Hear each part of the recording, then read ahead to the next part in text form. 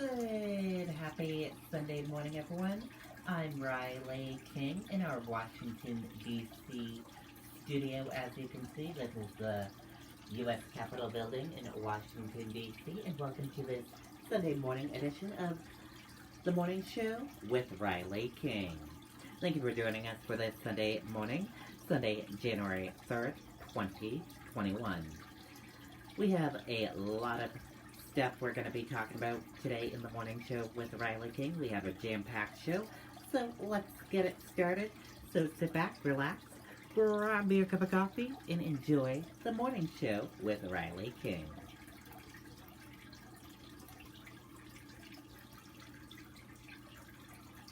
First up, we're going to take a look at your COVID-19 dashboard from Johns Hopkins University in Medicine.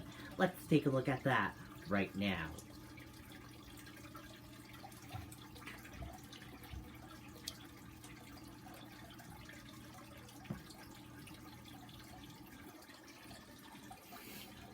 And here is a look at that information for all of you right now. Your global cases are 84,673,991. U.S. cases are 20,430,802.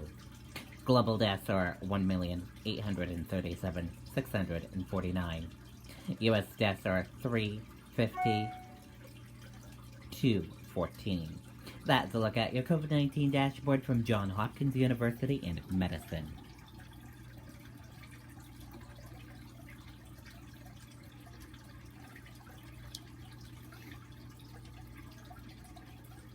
U.S. reports nearly 300,000 new cases in all-time high. A staggering 299,087 new cases of COVID-19 were confirmed in the United States on Saturday, according to real-time count kept by Johns Hopkins University in Medicine. It's the highest tally of newly diagnosed COVID-19 infections in that a country has recorded in 24-hour reporting period since the start of the pandemic. An additional 2,398 deaths from COVID-19 were registered nationwide on Saturday, down from a peak of 3,750 on December 30th, according to Johns Hopkins data. COVID-19 data may be shocked due to the possible lags in reporting over the holidays, followed by a potentially very large backlog. A total of 20,430,088 people in the U.S. have been diagnosed with COVID-19 since the pandemic began, and at least 350,214 of them have died. According to Johns Hopkins data, the cases include people from all 50 states, U.S. states, Washington, D.C., and other U.S. territories, as well as repatriated citizens. Much of the country was under a lockdown by the end of March, as the first wave of the pandemic hit. By May 20th, all of the U.S. had begun lifting stay-at-home orders and other restrictions put in place to curb the spread of the novel coronavirus. The day-to-day increase in the country's cases then hovered around 20,000 for a couple of weeks before shooting back up over the summer. The number of lingered around 40,000 to 50,000 from mid-August through early October before surging to record levels, crossing 100,000 for the first time on November 4th and reaching 200,000 for the first time on November 27th. 2 French soldiers killed in a mission in Mali.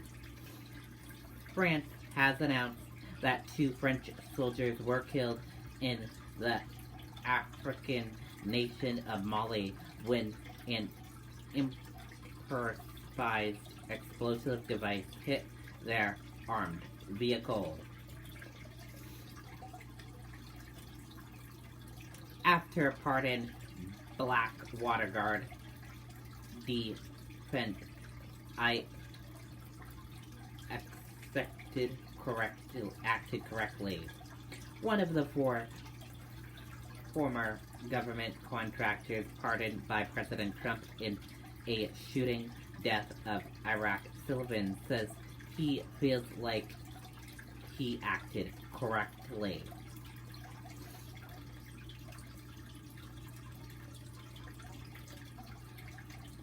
Congress opening new session as virus. Biden wins dominant. Congress is preparing to convene for a new session with lawmakers sworn into office during a turbulent period. Congress is preparing to convene for the start of a new session, swearing in lawmakers during a turbulent period as a growing number of Republicans work to overturn Biden's victory over President Donald Trump and the coronavirus surge imposed limits at the Capitol. And we're going to switch gears now. Let's go into weather. Major storm brings heavy snow, ice, and rain across the country. Let's take a listen to that video from Good Morning America.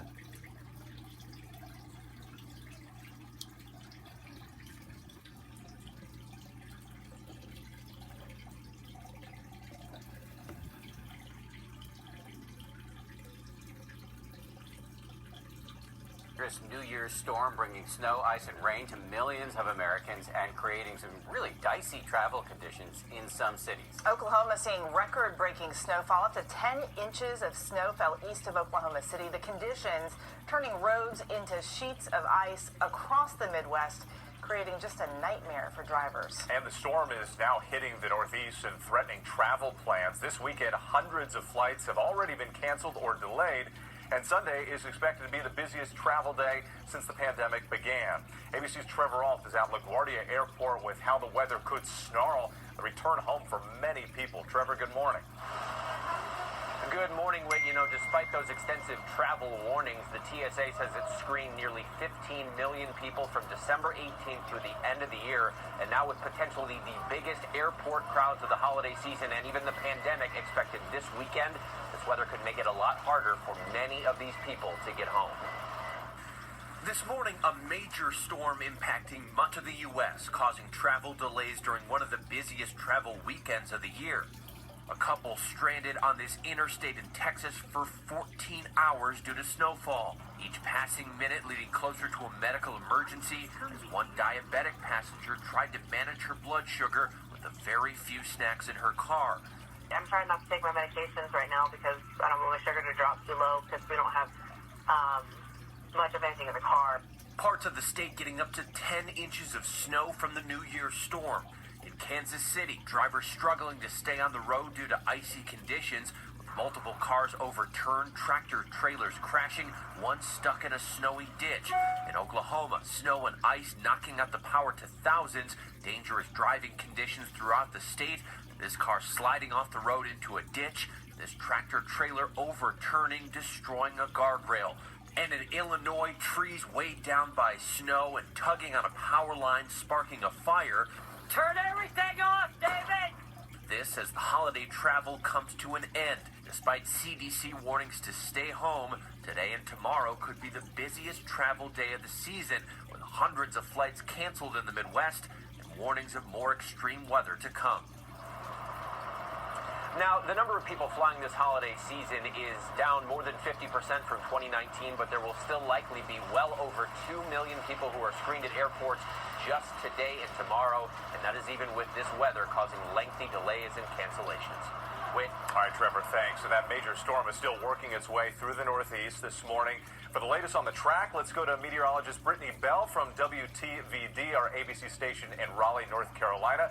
She's filling in for Rob Marciano this morning. Brittany, good morning to you.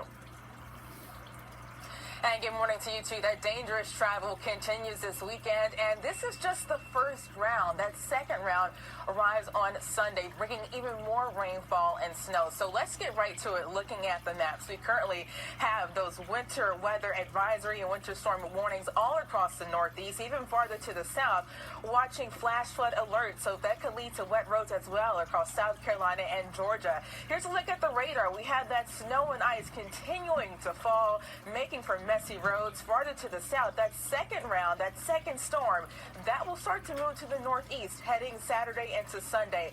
That will bring heavy rainfall, even some gusty storms across the southeast. And then once we get that cold air mix again, we'll see that snow falling across the Great Lakes, more the same across the lower Hudson Valley. Some of that snow could be heavy as well.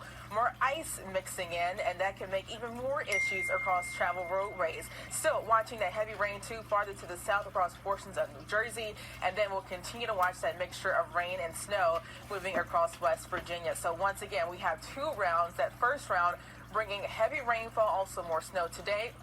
By Sunday, that area low pressure moving off to the northeast, bringing additional rainfall and snow. We could have those snow totals getting as high as 3 to 6 inches, making a big mess on roadways, and that could also lead to more issues when it comes to flights and also seeing other delays with that. Dan? 2021 coming in like a lion. Brittany, thank you very much. Well, hey there, GMA fans. Robin. Okay, and there you go on that. And now let's take a look at the weather across the United States right now. In Boston, it'll be 38 degrees with rain. New York, 43 degrees with rain. Washington, D.C., 43 degrees with rain. Atlanta, 48 degrees with clouds and sun. Jacksonville, Florida, 68 degrees with rain. Tampa Bay, Florida, 67 degrees with rain. Miami, Florida, 81 degrees with clouds and sun. In Dallas, it'll be 64 degrees with clouds and sun. In Phoenix, 65 degrees with sun. Las Vegas, 58 degrees with clouds and sun. Los Angeles, 65 degrees with sun and a few clouds. In San Francisco, 57 degrees and windy. And that is a look at the weather across the United States for today. Let's switch gears now. Money in 2021. A look ahead at the economy and the markets. Let's take a look at that video right now from today's show. Let's move to the economy now. After a devastating year that was filled with financial hardships for a lot of people and businesses in this country, NBC senior business correspondent Stephanie Ruhle is with us with some tips and some financial advice and a look at the year ahead. Hi, Stephanie. Good morning. Happy New Year to you. Happy New Year. Well, there's, first of all, a lot going to expect this year. We know that. How would you say the state of the economy is? Savannah, we know we had a divided economy before the pandemic, and this pandemic has made it so much worse. For millions of Americans, they lost their jobs, they lost their health care, they don't have any more savings, and they're living on credit cards. Most likely that situation isn't going to change until we get on the other side of this pandemic. However, at the same time, it's a very different picture for other Americans. For those of us who are working from home, many of us have seen our savings go up. Think about it. You're not spending to commute. You're not really socializing. We're not traveling. Many of us who own homes have seen the values of our homes go up. So you've really seen this division in our economy, and that's not going to change for the foreseeable future. Yeah, definitely a mixed picture. If anyone wanted to make a financial resolution, a lot of people do at this time of year, where do you even start? Well, we're seeing similar resolutions to we see most years, right? People are looking to save money, pay down debt, and spend less. But before you attack any of those, you need to figure out, how do you live? How do you spend money? So what you want to do for at least 1 month is just track your spending.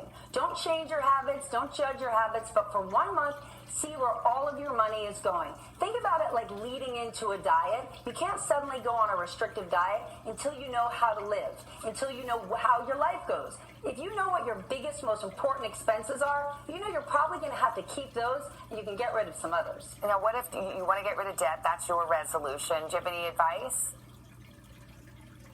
Absolutely. For people who are looking to pay down their debt, you got to start with a list. Who do you owe? What do you owe? And now how are you going to do it? From a financial perspective, it makes the most amount of sense to pay down your highest debts first. Like if you've got credit cards with high interest rates, you want to get rid of those. Nobody wants to be paying interest forever. But if your biggest issue is motivation, you simply can't get off, you're moody and do this, what you need to do is say, let me look at a list. And maybe my lowest debts, if I can just tick them off and start going, well, then I'll start to feel good about it. Like I'm finally making some action here. Yeah, sometimes you just need a little momentum, and that kind of feeds on itself, that good feeling. What if your resolution is to save more? That's hard to do, especially now. All of this is really hard to do, but the most important thing is to change the way you think about your money. When you think about savings like you did, like a diet, nobody wants to do that. So if you start thinking about your money like your wealth health, we all want to improve our health. We want to understand it and we want to maximize it. So look at the holidays. Many of us are saying, oh my gosh, in a few weeks, I'm going to get my holiday credit card bills and I'm dreading it. Instead of putting yourself in that position next year, start saving now. If every paycheck you had $25 automatically put aside in another account, by next Thanksgiving, you're going to save $600, right? That's holiday spending right there. What you need to do is plan for it. None of us can build a financial profile hoping we're going to win Powerball or meet Prince Charming. You've got to get a plan and start to understand your money. A little goes a long way in the end. Stephanie, thank you so much. Happy New Year. Happy New Year to you. Okay, there you go. Good tips there for the look ahead at the economy and the market. Good information there. And we're going to switch gears now. Let's go into entertainment news. In today's entertainment news, Beyonce's 2020 recap video shows rare footage of 3 kids. Let's take a look at that video right now from E! News.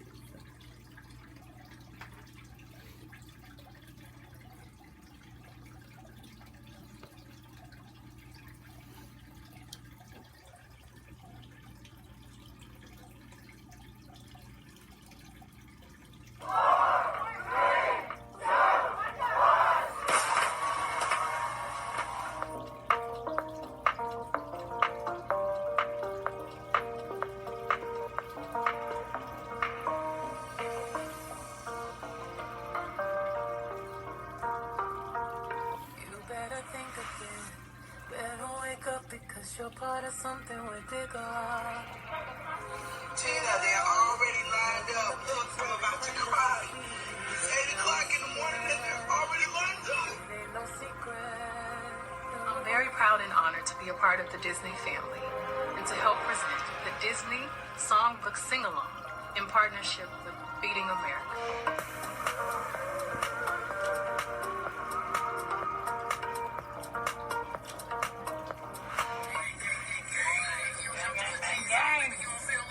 How do you feel about your summer this year?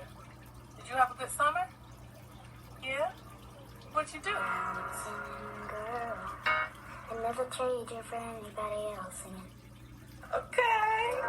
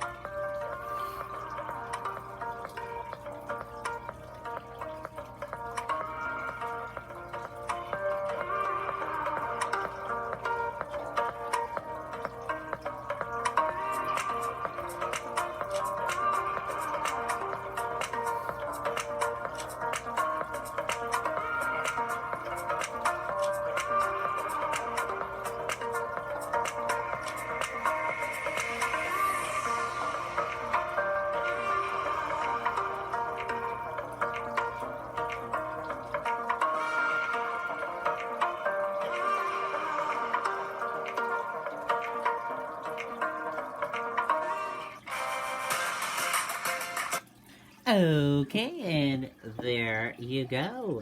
That was a look at Beyonce and a 2020 recap video in rare footage of her 3 children. Very cool indeed.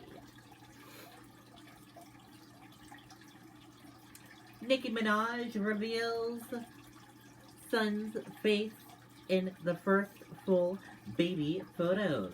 Let's take a look at that video right now from Access Hollywood.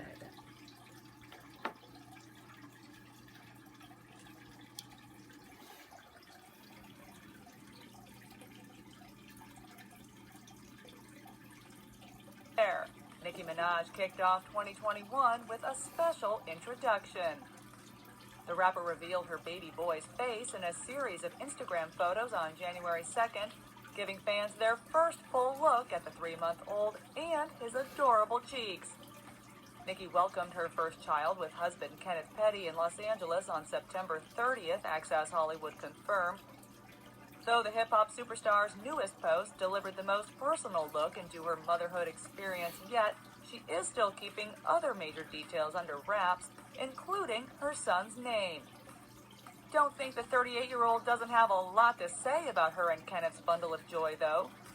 Nicki also paid a heartfelt tribute to the little one, penning a lengthy caption honoring him and how much he's already changed her life, writing, "Papa Bear, thank you so very much for choosing me to be your mama. Wishing you guys a happy and prosperous new year. Thank you for your love and support throughout this journey. It's meant so much to me. Becoming a mom is by far the most fulfilling job I've ever taken on. Sending love to all the superhero mothers out there. Big hugs to all the women who have been pregnant during this challenging time."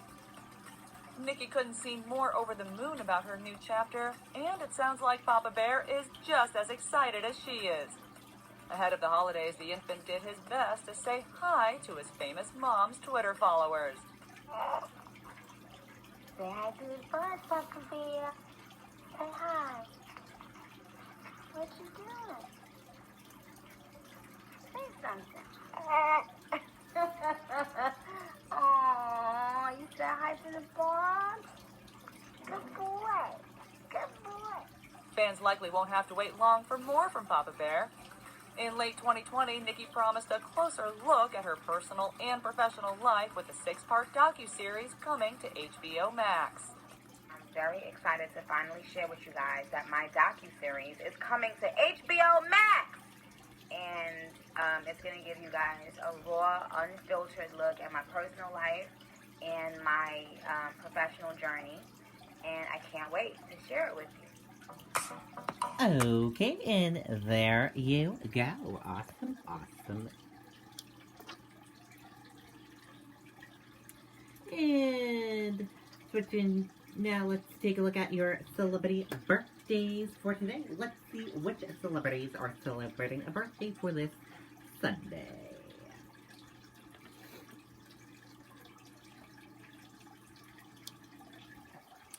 And happy birthday to all of these celebrities. We hope they have a wonderful birthday and a wonderful Sunday.